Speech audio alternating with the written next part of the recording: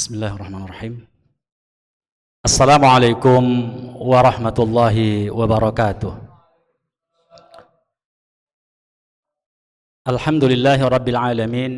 Fa innal hamda haqquhu nahmaduhu wa nasta'inuhu wa nastaghfiruh wa nastahdih wa na'udzu bihi min shururi anfusina wa min sayyiati a'malina. Man yahdihillahu fala mudilla lahu wa man yudlil falan tajida lahu waliyan mursyida.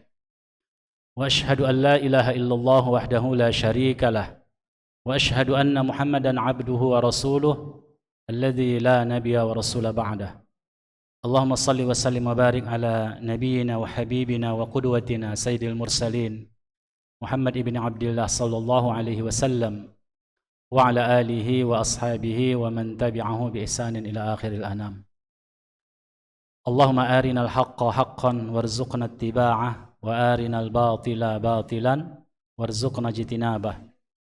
Allahumma anzilir rahmata wal maghfirata was sihhata was salamata wa ziyadatal ilmi wat taqwa wal hidayata wat taufiqa alaina. Allahumma amin. Amma ba'd.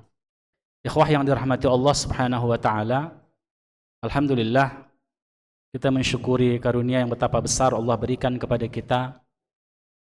Tidak semua orang mendapatkan karunia yang begini besar, yaitu kita duduk di masjid dan kemudian kita thalabul ilmi, yang mana Nabi kita Muhammad SAW dalam beberapa riwayat itu menjelaskan Allah Subhanahu wa taala yubahi ala malaikatihi,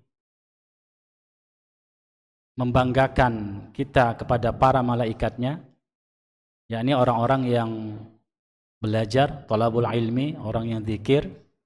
Dan Imam Nawawi mengatakan dalam kitab Al-Adhkar, di antara makna zikir di situ adalah kita thalabul ilmi, mempelajari qala Allah Ta'ala wa qala Rasuluhu sallallahu alaihi wasallam, maka Allah akan membanggakan kita terhadap makhluk-makhluknya yang ada di atas langit. Dan karena itulah ikhwah, ini adalah satu karunia yang sangat besar, karena nama-nama kita akan disebut di atas langit sana tatkala kita duduk bermajlis di masjid-masjid Allah Subhanahu wa taala. Demikian juga makhluk-makhluk Allah Subhanahu wa taala memintakan keampunan kepada kita duduk di majlis ilmu. Oleh sebab itu, di antara zikir terpanjang yang menggugurkan dosa-dosa kita adalah duduk di majlis-majlis ilmu. Di samping itu juga bahwasanya ini tanda bagi kita kalau Allah Subhanahu wa taala menghendaki kebaikan kepada kita. Betapa tidak ikhwah, karena Nabi kita mengatakan may yuridillahu bihi khairan yufaqihu fiddin. Siapa yang dikehendaki Allah mendapatkan kebaikan atau menjadi orang yang baik, maka Allah pakihkan, Allah pahamkan orang itu kepada agamanya. Dan wasilah terpenting untuk bisa memahami agama adalah duduk bermajlis. Dan tradisi para ulama-ulama kita adalah menuntut ilmu itu talaqi. Kita duduk di majlis ilmu, mengambil daripada ustadz-ustadz kita. Ustadz-ustadz kita mengambil dari ustadz-ustadznya dan seterusnya. Oleh sebab itulah maka dinul Islam itu tidak bisa otodidak. Kita mendengarkan di YouTube, kita mendengarkan di Instagram tanpa duduk di majlis ilmu. Dan keberkahan duduk di majlis ilmu itu luar biasa sekali ikhwah yang dirahmati Allah Subhanahu wa taala. Dan ini akan menjadi saksi bagi kita di hari akhirat. Kalau kita sudah melakukan titah Allah Subhanahu wa taala sebagaimana yang disabdakan Nabi kita, thalabul ilmi fardhatun ala kulli muslim. Menuntut ilmu itu wajib bagi setiap orang Islam. Ilmu yang dimaksud tentunya adalah ilmu syar'i.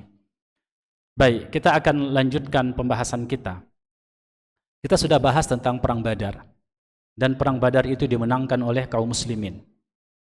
Sesuatu yang tidak bisa diprediksikan oleh orang-orang kafir Quraisy, tidak terbayangkan di dalam benak mereka kalau mereka akan kalah dengan pasukan kaum muslimin. Dan setelah kekalahan itu, maka betapa dendamnya orang-orang kafir Quraisy. Dan mereka mengumpulkan harta-harta mereka untuk melakukan serangan kembali kepada kaum muslimin. Dan Abu Sufyan mencoba untuk merintis kembali pasukan-pasukan Makkah itu untuk menyerang kota Madinah. Dan salah satu di antaranya mereka mengawali dengan mengumpulkan sekitar 200 orang pasukan dan mereka mengintip kota Madinah mencari celah untuk menyerang kaum muslimin. Dan mereka dengan diam-diam masuk di pinggiran kota Madinah dan membantai 2 orang petani, yang petani itu adalah muslim waktu itu.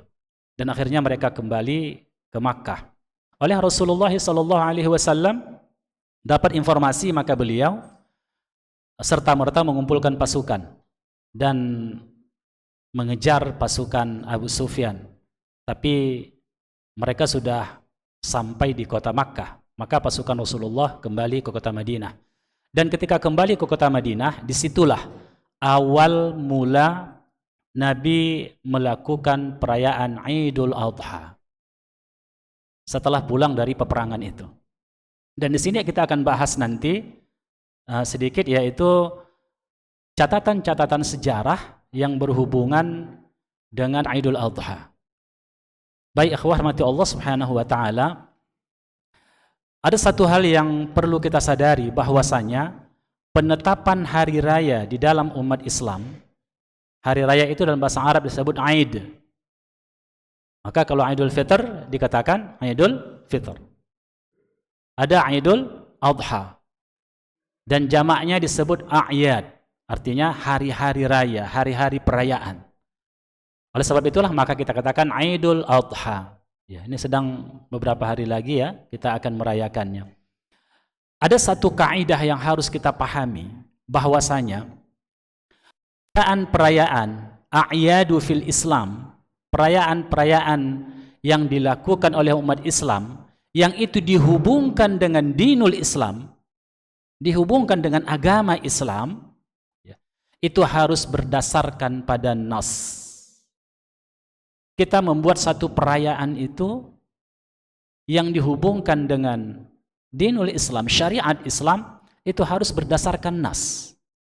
Kita tidak bisa menciptakan satu Aid, perayaan hanya berdasarkan persepsi kita. Pandangan kita, pendapat kita, menurut kita bagus, ini dibuat hari raya. Tidak. Berbeda dengan hal-hal yang lain yang di luar, dan itu tidak dihubungkan dengan agama. Tapi kalau dihubungkan dengan agama, mesti kita tanya, mana dasarnya dari nas yang mengatakan itu Aid, itu perayaan. Nabi kita Muhammad SAW baru pertama datang ke kota Madinah, lalu dia menemukan orang-orang Aus dan Khazraj itu melakukan semacam hari raya. Mereka di situ bergembira, mereka makan-makan, minum-minum, ya hubungannya dengan hari raya. Lalu ini berdasarkan riwayat dari Anas bin Malik. Hadis ini diriwayatkan oleh Abu Dawud. Qadima an-nabiy sallallahu alaihi wasallam. Qadima an-nabiy sallallahu alaihi wasallam. Nabi SAW sampai Al-Madinata, ke kota Madinah. Walahum yawmani yal'abuna fihima. Sementara itu orang-orang Madinah waktu itu ada 2 hari mereka bermain di situ. Mereka gembira di situ. Mungkin mereka melakukan bernasyid, mukul rebana dan seterusnya. Faqala, lalu Nabi kita SAW mengatakan, yang pada awalnya Nabi bertanya, ini hari apa kan begitu? Mereka mengatakan, ini hari di mana kami merayakannya. Lalu faqala sallallahu alaihi wasallam, qad abdalakumullahu ta'ala bihima khairan minhuma. Sesungguhnya Allah Subhanahu wa taala telah menggantikan 2 hari raya kamu itu dengan 2 hari raya yang lebih baik dari itu. Ya. Kalau hari raya yang dilakukan oleh suku Aus dan Khazraj, mungkin ada setting sosialnya, yaitu latar belakang masyarakat dan sejarah. Mungkin ada di situ.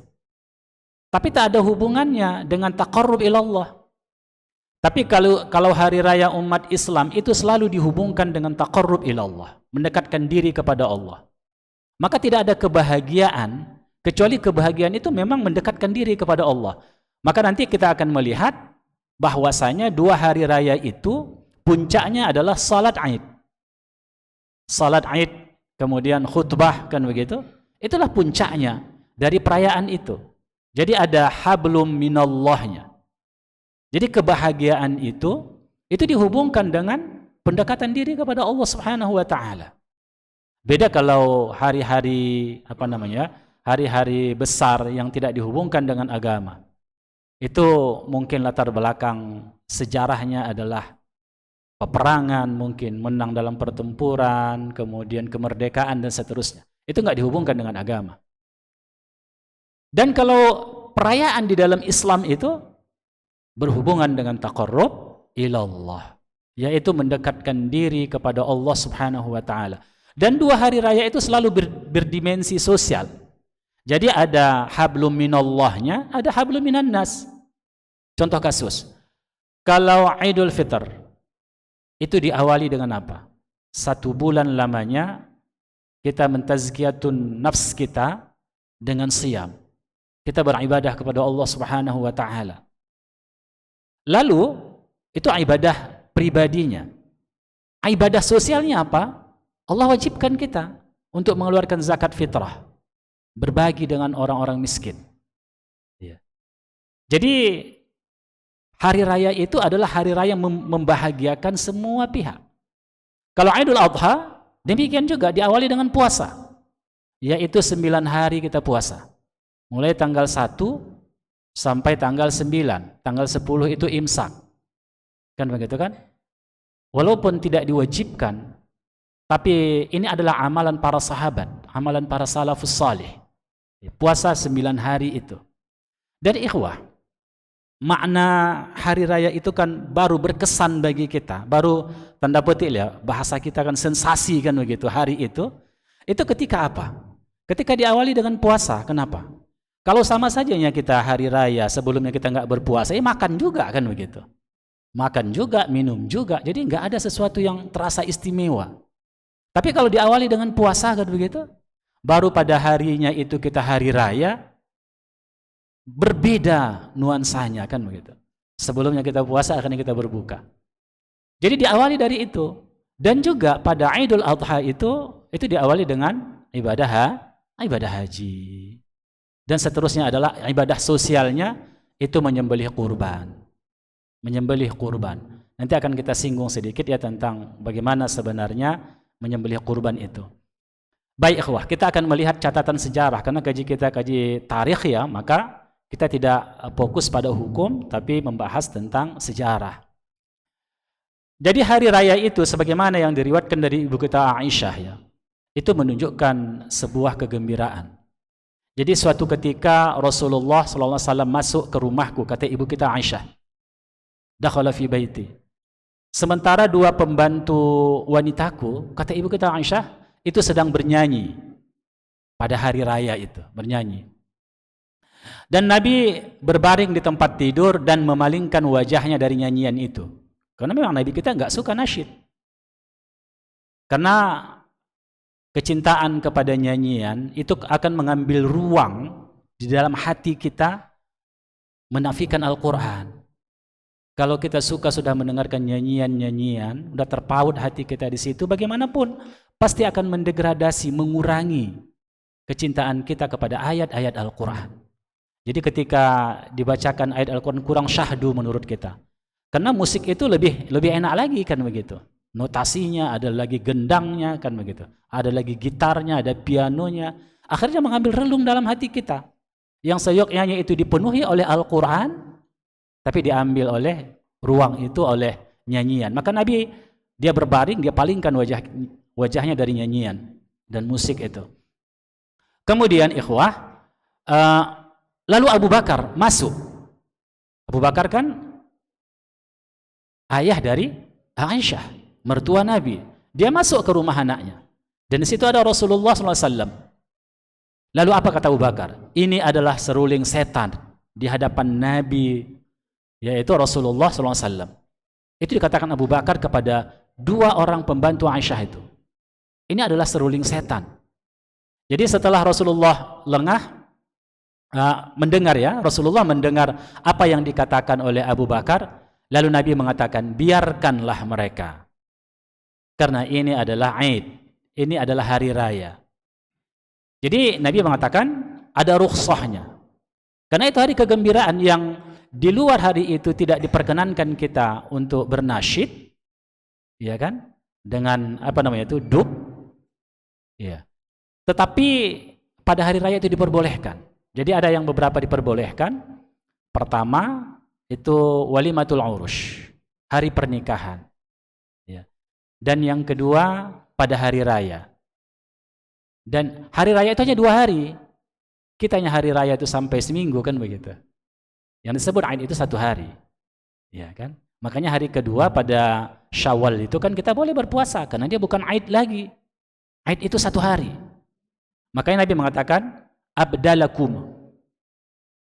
Allah telah menggantikan 2 hari itu. Keduanya. Jadi 2 hari. Jadi hari kedua ketiga bukan hari raya lagi. Nah, kan begitu. Jadi itu diperbolehkan 2 hari raya itu. Tapi para ulama juga memperbincangkan alat-alat musiknya, bukan semua alat musik. Ya, tapi yang diperbolehkan 2. Yang ketiga adalah peperangan. Ketika berperang untuk memberikan semangat kepada kaum muslimin. Dan ternyata ikhwah ya, kita sepakat atau tidak, tapi inilah fakta sejarah. Di generasi awal, di zaman Nabi, ya, kaum muslimin menganggap alat musik dan nyanyian itu bukan sesuatu yang baik. Dan itu bukan tradisi kehidupan mereka. Sampai zaman tabi'in juga begitu, sahabat begitu, tabi'in juga begitu. Baru pada abad-abad berikutnya, pada dinasti Abbasiyah, barulah muncul nasyid-nasyid itu. Ketika orang-orang sufi itu sudah berkembang di Baghdad, barulah mereka berzikir, bersalawat itu dengan rebana-rebana. Pada awalnya sahabat nggak ada, tabi'in nggak ada, tabi'in nggak ada.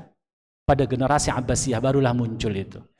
Oleh sebab itulah kalau kita mencari dalil ya bahwasanya musik itu menjadi sunnah itu nggak ada. Justru sebaliknya. Bahkan Imam Syafi'i itu menegaskan bahwa budak itu kan pembantu ya, orang yang tidak merdeka itu menjadi cacat kalau dia adalah mughanni, adalah tukang penyanyi. Jadi kalau kita sekarang menjadi pemusik, penyanyi itu menjadi kebanggaan, kalau dulu itu kehinaan. Itu kehinaan. Makanya menyanyi itu termasuk menghilangkan muru'ah. Menghilangkan muru'ah seseorang. Itu awalnya. Dari mazhab Imam Syafi'i. Baru Imam Ghazali itu membolehkan. Imam Ghazali itu kan abad kelima Hijriyah. Barulah di sana mulai, dan beliau juga adalah seorang sufi kan begitu. Mulailah sampai sekarang musik itu bahagian dari lifestyle-nya kaum muslimin. Pada awalnya tidak ada. Jadi untuk hari raya diperbolehkan. Nah, ini riwayat dari Imam Al-Bukhari. Jadi ketika Nabi sudah berbaring dan Nabi lengah, lalu Abu Bakar menyenggol kedua budak itu. Sana keluar kalian. Kata Abu Bakar As-Siddiq menyuruhnya. Dan beliau pun tidak suka dengan itu. Orang-orang salih di zaman awal enggak suka. Dalam riwayat yang lain disebutkan, wahai Abu Bakar, setiap kaum memiliki hari rayanya, dan inilah hari raya kita. Jadi diberikan rukhsah untuk bernasyid pada hari raya itu. Dalam riwayat Ahmad juga disebutkan, Nabi katakan, agar orang-orang Yahudi mengetahui bahwasanya dalam agama kita ini ada kelonggaran dan kelapangan. Sesungguhnya aku diutus dengan agama yang fitrah dan toleran. Tolerans kata Nabi SAW. Artinya, walaupun itu sesuatu yang tidak disukai oleh syariat, tapi masih dalam rukhsah untuk diperbolehkan. Yang berikutnya di hari raya itu juga kita punya data juga dari Al-Imam Al-Bukhari menegaskan apa? Boleh atraksi budaya pada hari raya itu. Jadi artinya kalau budaya itu bukan semuanya itu dilarang, tidak. Kalau budaya itu tidak bertentangan dengan syariat, tak ada bertentangan dengan kesyirikan, tak ada bertentangan dengan kemubadziran, tak ada bertentangan dengan hal-hal yang melalaikan dan seterusnya, ya, maka itu diperbolehkan. Di antaranya hadis ini, bahwasanya pada hari raya itu orang-orang Habasyah itu bermain perang-perangan menggunakan tameng kulit dan tombak. Dia menari seperti itu, kan begitu kan? Jadi Rasulullah bertanya kepadaku, yaitu kepada Aisyah, ibu kita Aisyah, apakah engkau ingin melihat? Tanya istrinya, engkau ingin melihat atraksi budaya itu? Tanya kepada Aisyah. Iya kan? Jadi Aisyah menjawab, aku menjawab kata ibu kita Aisyah. Naam, iya. Maka Nabi pun menempatkanku di belakang. Jadi Nabi di depan, Aisyah di belakang. Berlindung dengan Nabi. Kan begitu. Pipiku bersandar pada pipi Nabi. Artinya belakang enggak nampak, tapi dimerengkannya kepalanya, pipinya bersandar kepada pipi Nabi. Nah, jadi dia melihat, mengintip dari celah pipi Nabi sallallahu alaihi wasallam. Ya, Nabi kita, ya kan, sangat romantis juga Nabi kita. Ya. Dan beliau romantis positif ya, ini bukan yang negatif ya. Dan beliau berkata, saksikanlah wahai anak-anak Bani Arfadah. Kemudian setelah aku merasa bosan, kata Aisyah, tanya Nabi lagi, cukup? Kata Nabi kepada istrinya, ibu kita Aisyah. Aku menjawab iya. Kemudian beliau berkata, udah, pergilah. Kata Nabi SAW. Jadi, ini menjadi catatan sejarah bahwasanya kita juga boleh melakukan atraksi budaya. Jadi kalau ada budaya-budaya pada hari raya itu nggak bertentangan dengan syariat, nggak masalah. Kunjung mengunjung, membawa ketupat, kan begitu kan, mengantar kue, bawa bolu, kan begitu, nggak ada masalah. Ya. Kalau itu nggak bertentangan dengan syariat. Tapi kalau bertentangan dengan syariat dengan membuat ritual-ritual baru pada hari raya, itu yang nggak boleh. Tapi kalau nggak ada hubungannya dengan ibadah, nggak ada hubungannya dengan akidah, hanya tradisi, ya, itu diperbolehkan di dalam syariat Islam ya. Jadi tidak terlalu kaku Islam itu. Kemudian ikhwah, ini perlu juga kita bincangkan ya. Ada beberapa perilaku Nabi dan para sahabat pada hari raya Idul Adha. Pada hari raya Idul Adha itu. Yang pertama mereka lakukan apa? Sama dengan yang biasa kita lakukan, takbir. Walitukabbirullaha ala ma hadakum wa la'allakum tashkurun. Itu tadi, hari raya itu berhubungan dengan taqarrub ilallah dan membesarkan agama Allah. Dan memang ini sunnah yang terlupakan di tengah-tengah kaum muslimin. Takbir itu bukan hanya pada hari raya itu. Takbir itu diawali dari 1 Zulhijjah. Dari 1 Zulhijjah. Ada namanya takbir muqayyad, ada mutlak. Kalau mutlak itu dari 1 Zulhijjah udah takbir kita. Tapi enggak mengikut sholat, enggak. Misalnya kita di kendaraan, di mobil, takbir Allahu Akbar, walillahil hamd. Ya, itu disunahkan. Atau di pasar kita mau takbir, ya kan? Atau dimanapun kita takbir, diperbolehkan. Ini jarang dilakukan oleh masyarakat Islam ya, di negeri kita akhir-akhir ini. Padahal kalau dalam buku-buku fikih kita, ini dijelaskan oleh para ulama. Ya. Tapi kalau takbir muqayyad itu diawali dari terbit fajar Zulhijjah, 9 Zulhijjah. Kalau tadi 1 Zulhijjah, ini 9 Zulhijjah. Maka nanti tanggal 9 hari Arafah itu subuh kita sudah takbir.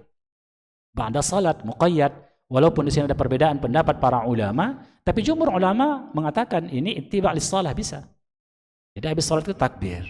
Ya, Allahu Akbar, la ilaha illallah wallahu akbar, walillahil hamd.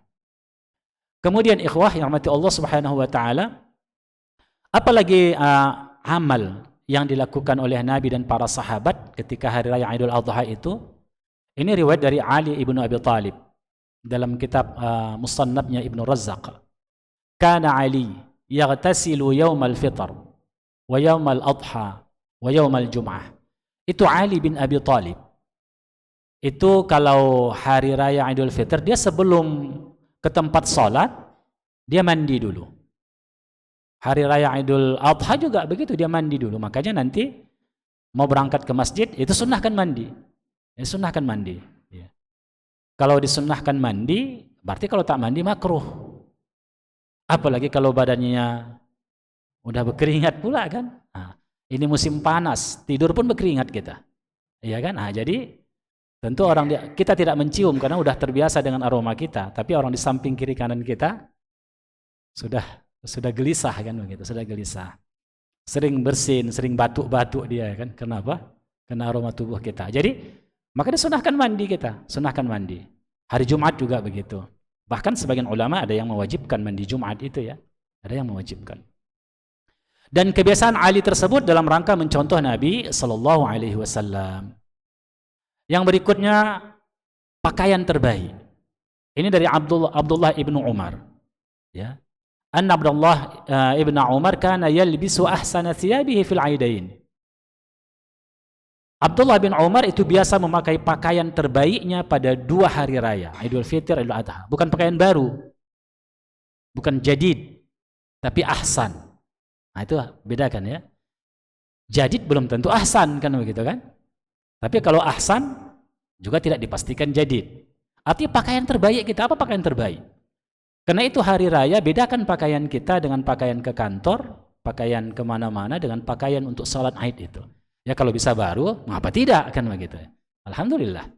Ya, jadi itu tradisi, itu adalah bukan tradisi bahasa kita, sunnah ya. Para salafus salih, dia memakai pakaian terbaiknya. Baik ikhwan, kalau kita merujuk kepada tradisi atuk-atuk kita dulu kan, itu biasanya Pak, kalau dulu kan tekstil kan tidak seperti ini mewahnya kan. Kita tuh dulu ganti pakaian itu pada hari raya, baru beli baju, baru menempah baju kan gitu kan. Itu pun biasanya Idul Fitr, Idul Adha jarang kan gitu kan. Tapi ada juga yang Idul Adha pakaian baru. Biasanya kalau Idul Adha itu pakaiannya itu biasanya kain sarung itu dibeli. Kemudian yang dibeli kalau laki-laki pakaian gunting Cina namanya kalau kami Pak. Ya gunting Cina itu ya. Teluk belanga, nah itu dia. Itu juga. Itu sering dulu ya kalau Idul Adha. Kalau Idul Fitr itu pakaian-pakaian melancong biasanya. Taib ikhwah. Itu dalam catatan sejarah diriwayatkan dari Musannaf bin Razak. Kemudian imsak. Itu imsak. Tidak makan sebelum salat Idul Adha. Jadi ini riwayat dari Imam At-Tirmizi, status hadisnya hasan. Ya. Kana Nabi sallallahu alaihi wasallam la yakhruju yaum al-fitr hatta ya'kul. Wa la ya'kul yaum al-adha hatta yarji'a fa ya'kulu min udhiyatihi. Jadi Nabi SAW tidak keluar pada hari raya Idul Fitr sehingga dia makan dulu. Itu bedanya. Kalau hari raya Idul Fitri kita makan dulu di rumah baru berangkat sholat. Itu Idul Fitr. Tapi kalau Idul Adha tidak.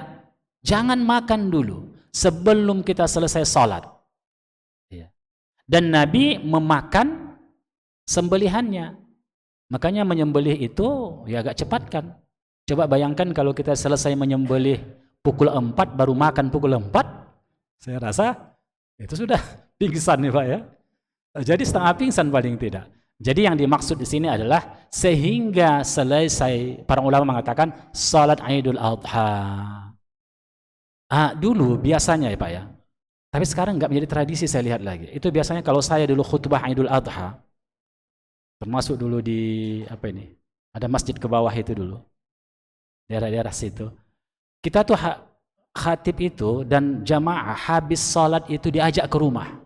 Makan ketupat, makan lontong, makan kari. Tapi sekarang udah berapa kali akhir-akhir ini saya menjadi khutbah kan begitu khatib, nggak ada diajak-ajak lagi. Dibiarkan aja pulang, kan begitu. Kalau dulu tidak, sering diajak makan. Jadi tradisi itu sudah mulai hilang nampaknya. Itu bagus sekali. Jadi biasanya itu nazir masjid. Nazir masjid diundang ke rumahnya makan jamaah. Iya kan? Kalau ada pula yang mau cepat-cepat keluar, itu lain kan? Dia datang ke rumahnya makan. Makanya nazir itu atau siapapun ya, tokoh-tokoh agama atau tokoh-tokoh penduduk setempat itu diajak makan. Ya, ke depan perlu juga ini dipikirkan Pak Nazri ya. Ada makan-makan pada Idul Adha. Baik. Ikhwah yang rahmati Allah Subhanahu wa taala, kita lanjutkan kajiannya. Jika memungkinkan kita berjalan.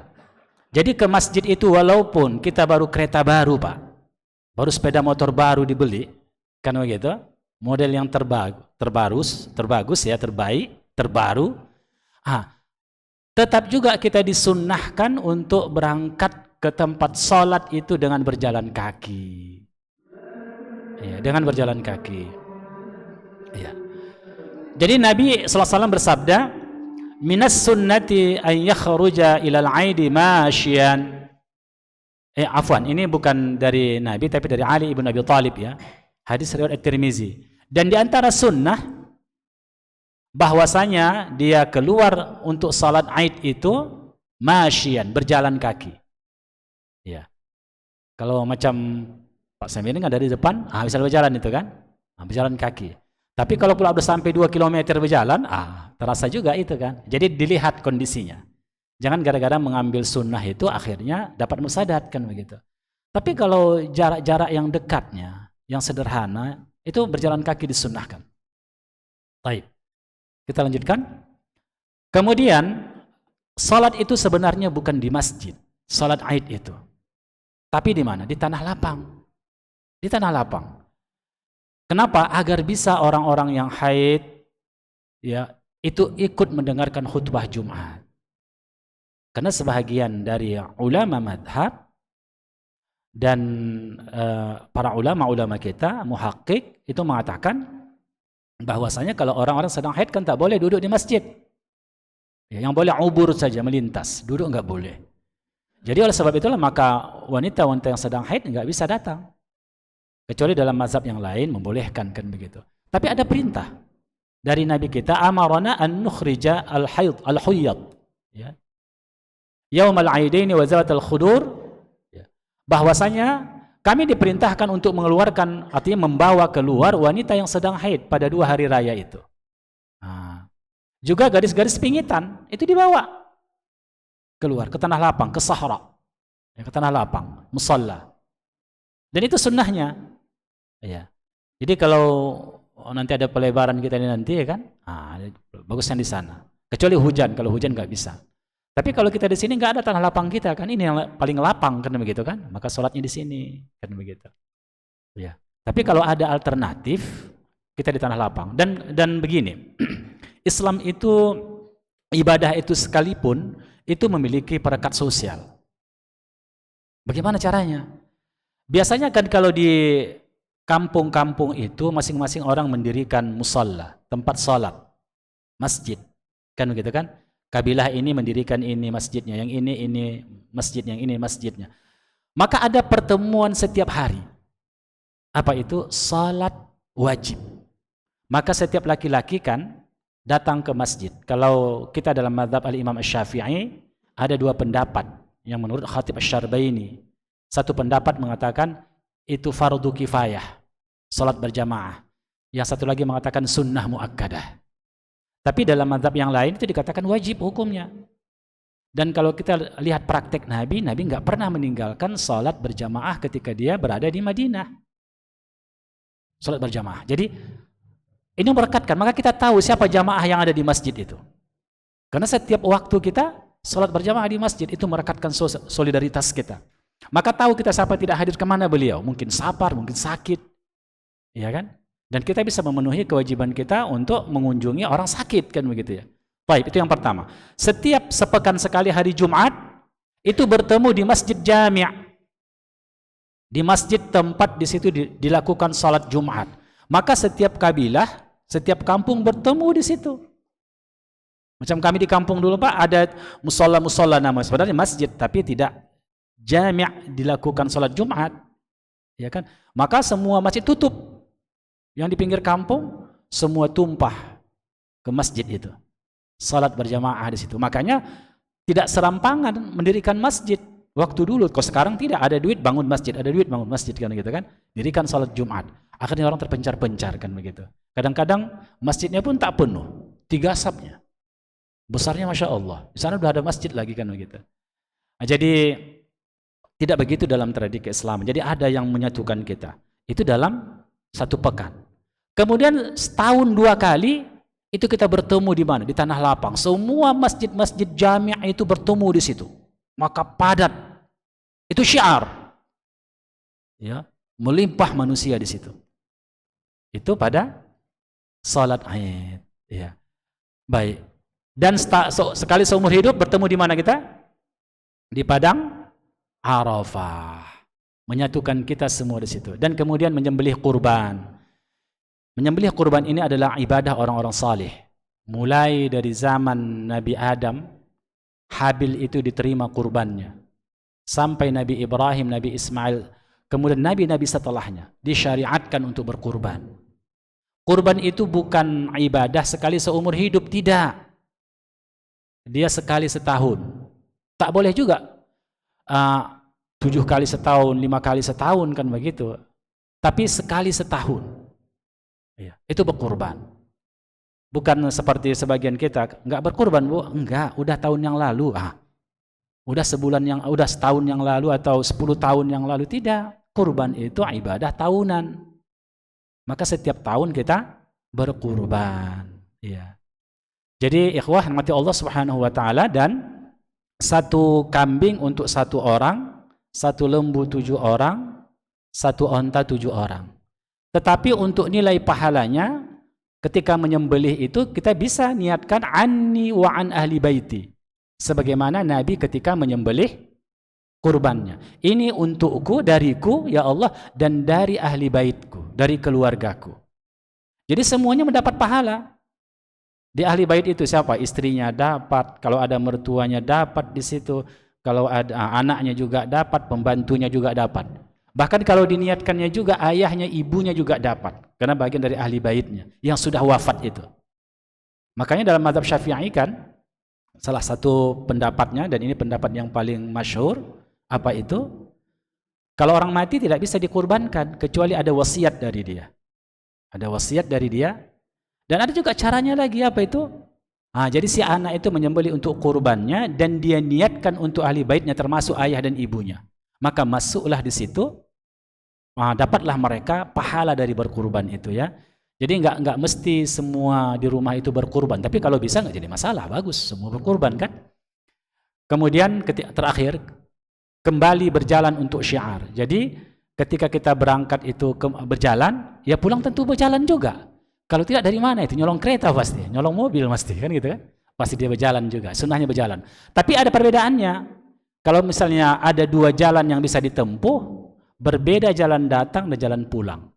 Inilah diantara sunnah-sunnah pada salat Aid. Iya. Dan kemudian lagi ikhwah rahmati Allah Subhanahu wa taala, yang terakhir, iya, bahwasanya ketika menyembelih kurban itu ikutlah adab-adab menyembelih. Ya. Jangan pula tukang sembelihnya nanti kalau bisa orang-orang yang sholat, jangan dukun, jangan orang yang berdukun, ya. Jangan orang-orang yang tidak sholat, kan begitu kan. Kalau kita berwakil, cari orang sholat, jangan celana pendek pula dia. Ya. Jadi diperhatikanlah adab-adab itu. Kenapa? Karena ini untuk wakil kita untuk menyembelih dalam taqarrub ila Allah. Dan kita pun hadir di situ berdoa ya. Dan kalau tak ada yang tahu yang lain, barulah cari alternatif kan begitu. Tapi tidak terlalu sukar untuk menyembelih itu, butuh teknik dan keberanian ya kan begitu. Baik. Jadi itulah diantara kaji kita hari ini. Mungkin ada yang bertanya kalau ada waktu. Masih ada waktu Pak? 7? Ya, silakan bertanya.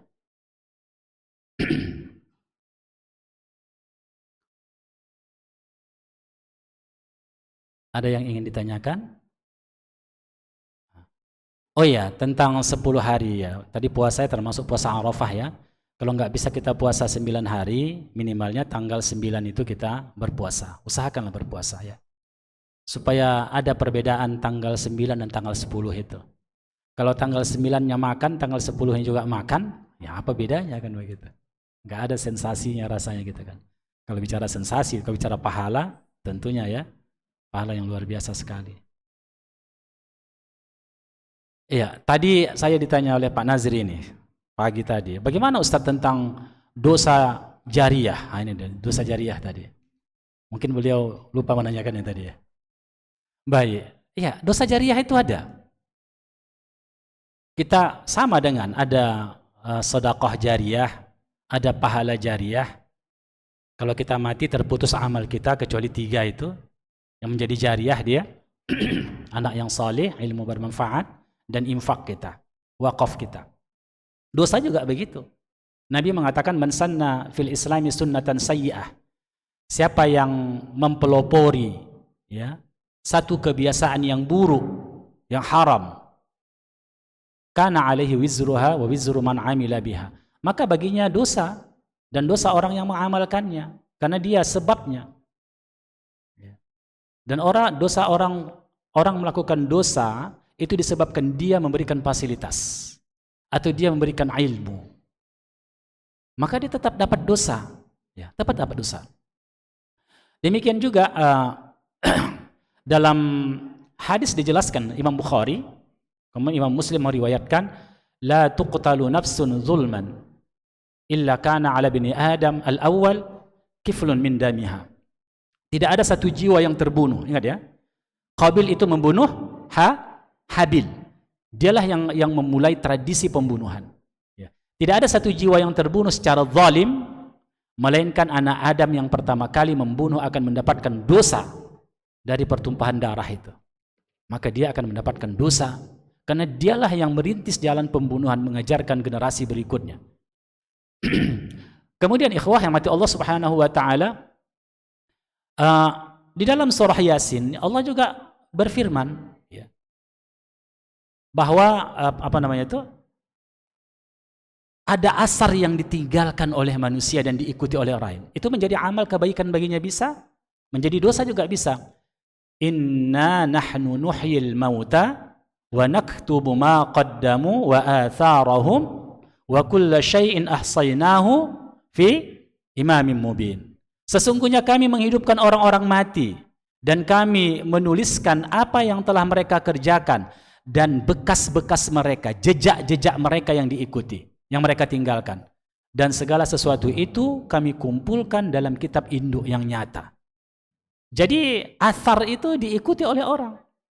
Jadi misalnya kalau kita di sini membuat masjid, ini jadi penggagas-penggagas ini menjadikan masjid ini, mereka dapat pahala di sini dasar. Demikian juga kalau ada orang memulai di sini, di kampung kita ini satu dosa misalnya, diawalinya itu, nah maka walaupun dia wafat, dia tetap dapat dosa itu karena dia mengawali. Dia membuat fasilitas, dia memberikan ilmu kepada mereka. Dia mengawalinya, diikut oleh generasi berikutnya. Makanya khawatir kita ikhwah dalam berbuat itu, takut kita diikut orang kalau salah.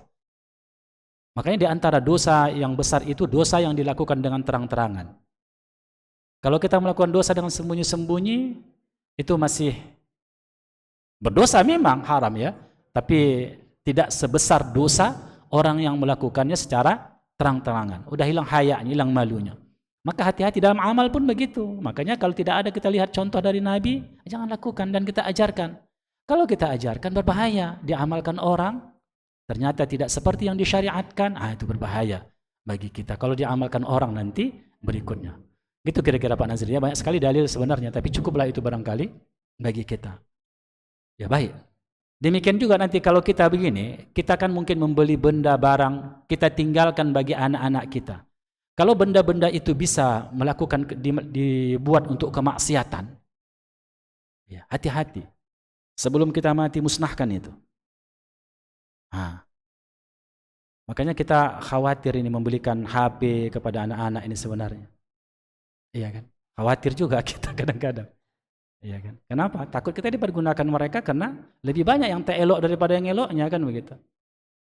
Kalau mau lihat HP beli sendirilah kan begitu kan. Ya, tak tahu kita kan mau kena syubhat dia, kena itu, kena ini kan. Ini bahaya ini difatwakan Ustaz. Iya. Tapi kehati-hatian saja, bukan mengharamkannya, tidak ya. Demikian kaji kita hari ini, semoga bermanfaat. Dan jangan lupa puasa Arafah ya. Minimalnya kita puasa Arafah ya. Kita manfaatkanlah bulan Zulhijjah ini untuk taqarrub ilallah. Subhanakallah bihamdik, asyhadu an la ilaha illa anta, astaghfiruka wa atubu ilaik. Wassalamualaikum warahmatullahi wabarakatuh.